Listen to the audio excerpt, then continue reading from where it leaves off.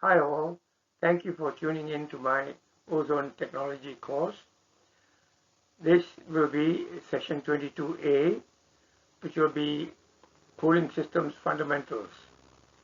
Now this subject is one which I have specialized in and which I would be going in quite some detail. The first will be that I will explain what cooling towers are and what are they important, why are they important. Then I will be going around to explain the factors that affect the cooling water systems. Then the traditional method of cooling tower water treatment and issues. And finally, how we apply ozone for cooling water treatment and the advantages of using that ozonation. Many of you would like to get more information of supply installation for swimming pools, cooling towers, pharmaceutical and other applications. I'm aware of a well-known company in India by the name of Hotsil. If you are interested, please go into their website and contact the relevant persons concerned. If you are interested, you can also contact me at the email address I have given here. I might be able to help you if at all. Thank you. In order to understand the principle of refrigeration, I have proposed to explain the simple household refrigeration, which everybody is aware of it or make use of it. Basically, the system applies the principle of compression and rarefication. When a gas that is easily compressed is compressed to a liquid, there is a heat is generated. That is actually the coefficient of evaporation, where the transfer of the liquid to become a gas, the gas to become liquid, and it becomes hot. You will always note that when the compressor compresses the gas, heat is generated. So the fan blows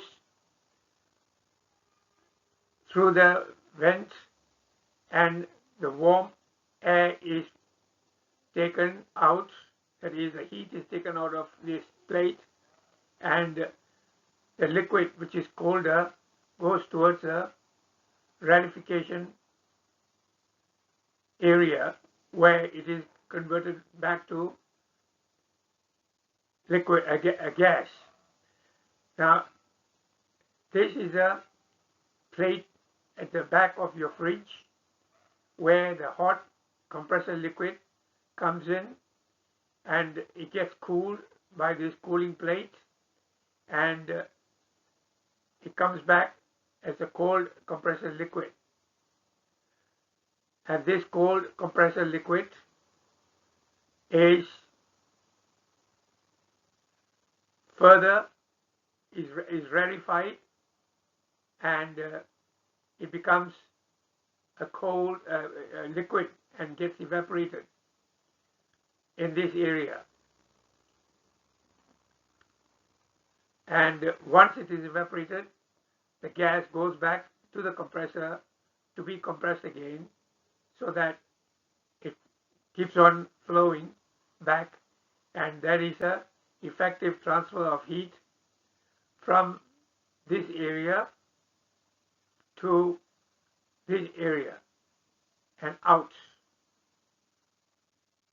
And of course, this plate will be in the refrigerator.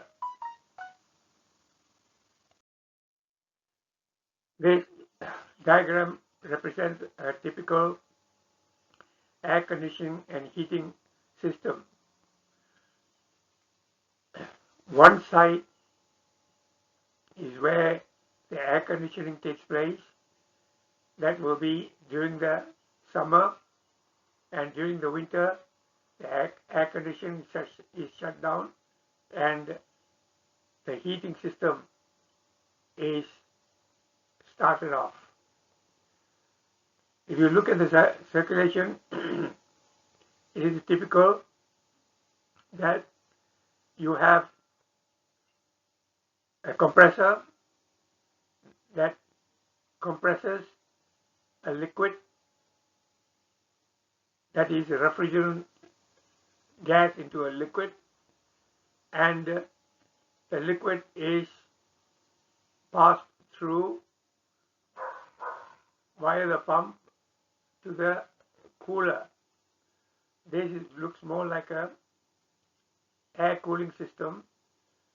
So the hot liquid is cooled and goes via the pump back to the condenser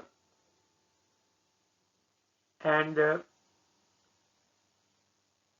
allows to be evaporated in the evaporator. The evaporator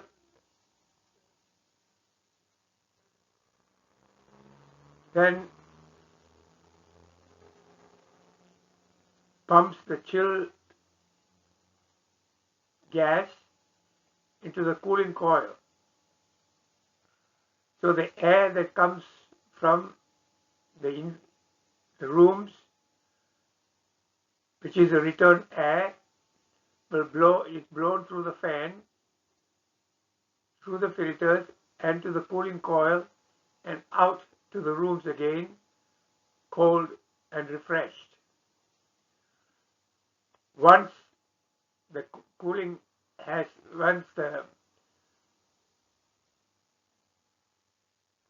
air conditioning refrigerant is heated up, the hot gas goes back to the compressor to be compressed again.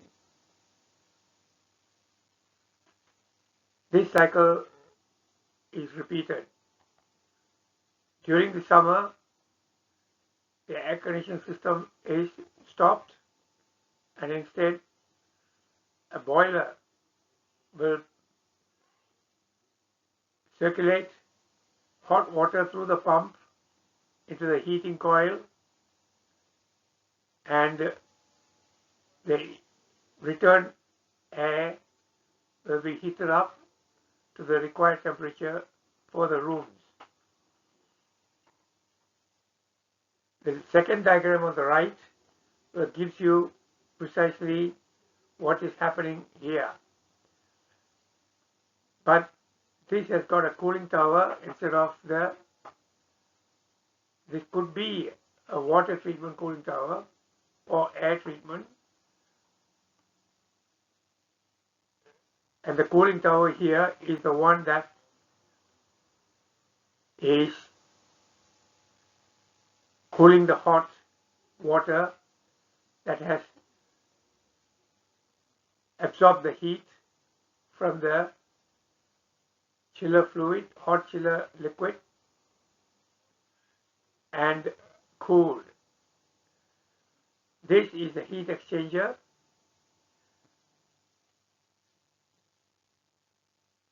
The hot liquid passes through the heat exchanger, cools, and goes back into the chiller and goes through the evaporator, and cold air is pushed into the rooms. This is called a chill water circuit. A chill water circuit is a protective circuit because, as you see here, the evaporated refrigeration liquid goes through the cooling coil and back into the compressor is in direct contact with the air. In case there is some leak in the cooling coil, then the refrigeration liquid can be contaminating the air that comes in. So to prevent the contamination, we have an additional internal circuit where the chiller will cool the chilled water which goes through the coils and cool the return air.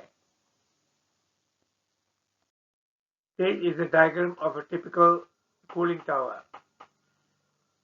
As you would understand that the hot or warm water that comes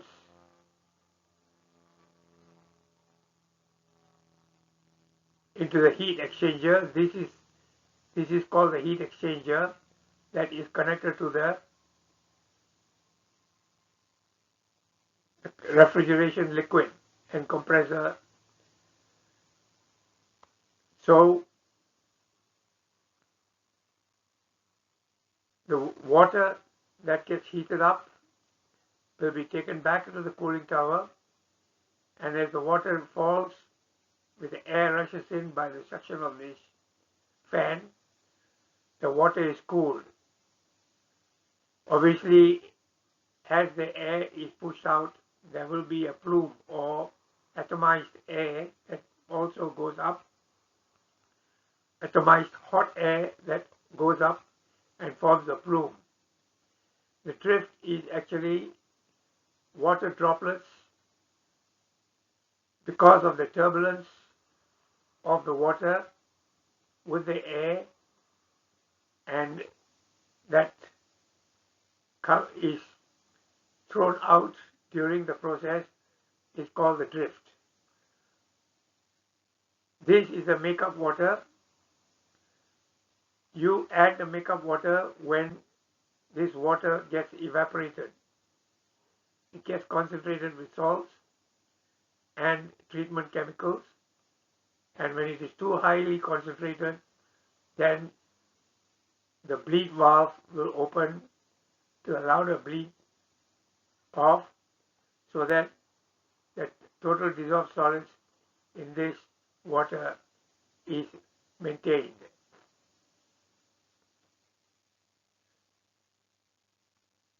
This is another diagram of the cooling tower, which gives a bit more details, where the hot water comes in from the chillers, falls, the air is sucked through this fan upwards, and the water falls back. Hot water is cooled in this process here to get cold water, and this cold water goes back to the chillers.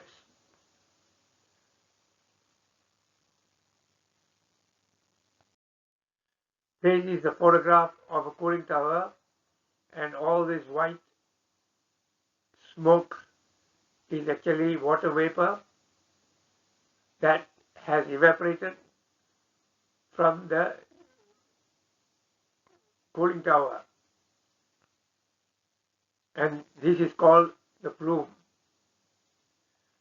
This is called a drift eliminator. The reason is this: because of the fact that the water is dropping into the cooling tower at a high speed and sprayed through the nozzle jets, and air is pushed in. In this turbulence, water can be sprayed out, but excessive water that sprays out will cause a water loss in the tanks and unnecessary water wastage. So in order to reduce the water usage, drift eliminators are used, which allows back the drift water into the tank and thereby reducing the loss of the water. Cooling tower comes in different shapes and sizes. This particular cooling tower is designed so that the hot water comes in round surrounding the cooling tower, and the fan sucks the air out, and the cool, dry air is sucked through the outside and cools the water that flows. The red indicates hot water. As it flows down, it becomes cold water. Now, the normal temperatures of the water that comes from the chillers is around 45 to 48 degrees centigrade, and by the time it comes down and goes to the tank, the temperature is around 37, 38. So there is a drop of about 7 to 8 degrees in temperature in the cooling tower.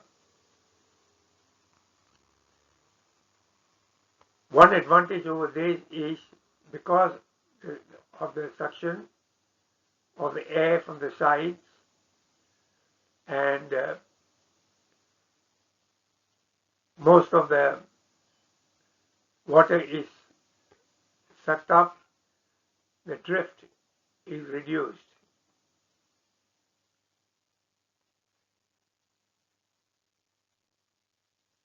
In this cooling tower, you have a drift eliminator to prevent particles going through this.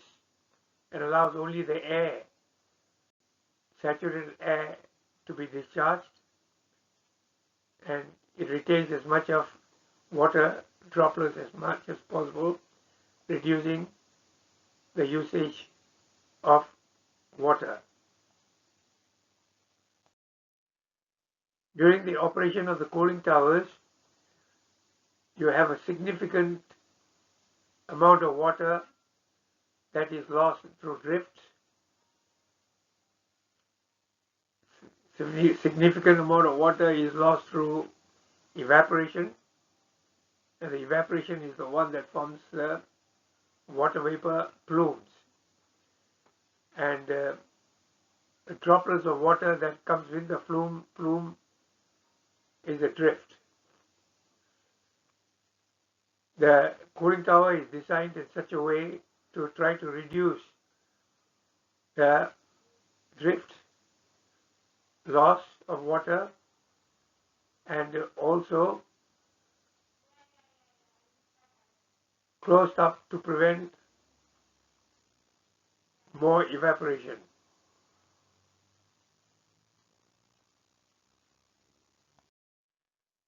This diagram gives the more details of the closed water circuit. As you will see that the chiller, which contains a liquid that goes in hot from the compressor and comes out cold, and the heat is transferred from the chiller into the cooling tower water, and this is the open circuit cooling tower water. That is, the hot water goes and exchange takes place,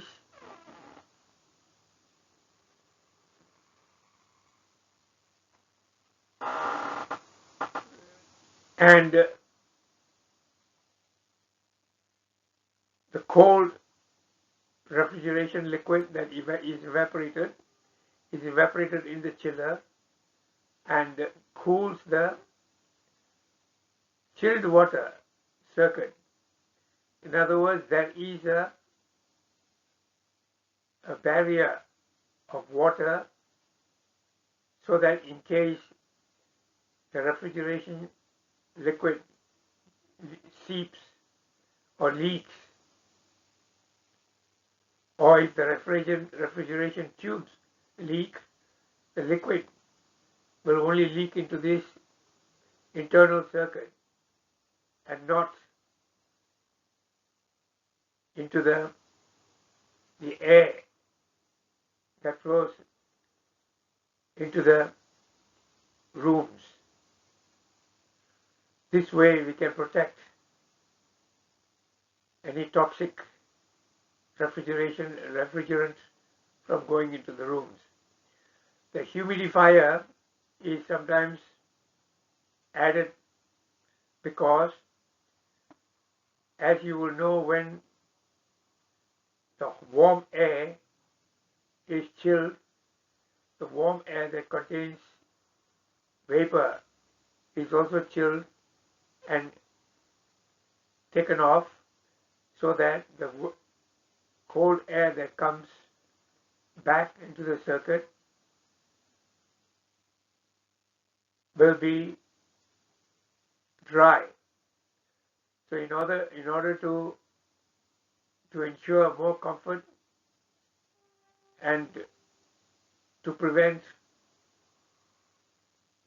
possible allergy because of dryness, a humidifier is used to humidify the water to a more comfort level. This is a diagram of the chillers or condensers. The water goes in, cold water goes in, passes outside these copper pipes, which will contain the hot fluids. When the fluids are chilled, it goes back through the return pipes back to the evaporator. The water that absorbs the heat, cold water that absorbs the heat, comes out as hot water back to the cooling towers.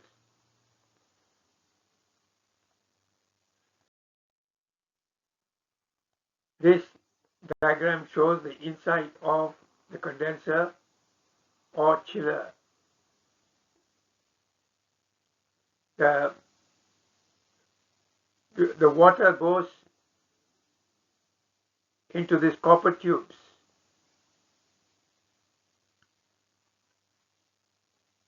So the hot water that goes into the copper tubes picks up the heat from the hot refrigeration liquid and goes out to the second half of the condenser. So in other words, the water goes into the first half, goes through the tubes, back into the second half and out. The refrigerant, which is hot, goes into the top of the condenser because of the baffles allow it to flow and have a longer contact time and get cooled before it comes out. So this is a cold liquid refrigerant. This is a hot liquid refrigerant that has just come through the compressor. This cold liquid gets to the evaporator for it to evaporate. This hot water goes to the cooling tower to get cooled up. And if you open this part, this is a cap then you will see the copper holes of the tube. This is the front face of the chiller. This chiller plate is being cleaned of all the deposits, rust, etc. And this is a reasonable clean system. And there's much more to be cleaned here. If you look, these little holes are the copper pipes. Water goes in from the top and comes out back into the same thing in the bottom. So this portion is separated from this portion by a flap.